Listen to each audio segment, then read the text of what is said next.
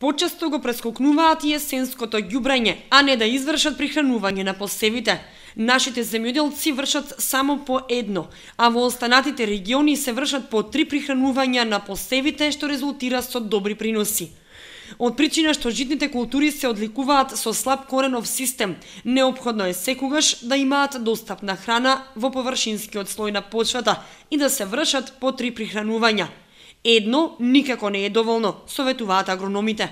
Нашите земјоделски производители истощени од безпарицата која што е присутна, дури и есенското основното ѓубрење го прескокнуваат, но прихранувањето мора да биде извршено затоа што веќе со затоплување на времето, на температурите, ќе се осети дека самата култура не напредува. Го користат едно прихранување, евентуално и второто тамо негде април-мај, меѓутоа многу ретко и трето, кое што во пелагонискиот регион е задолжително како би имале добри приноси од пшеница и јачмен. Токму во моментот е актуелна првата прихрана на есенските жита и се прихранува со лесно достапни и лесно растворливи азотни ѓубрива.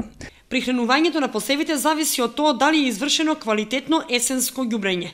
Важно е да се направи анализа на почвата, да се види што недостасува за да се надополни со самата прихрана, но нашите земјоделци ретко и тоа го прават.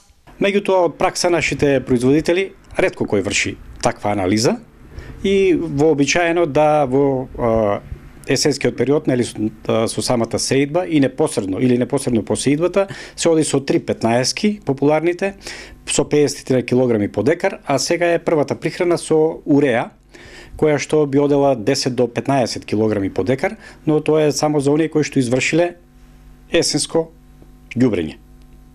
Оние кои што имат прескокнано таа мерка, сега треба да одат со поголема количина на уреа, тоа е негде 20-25 килограми по декар.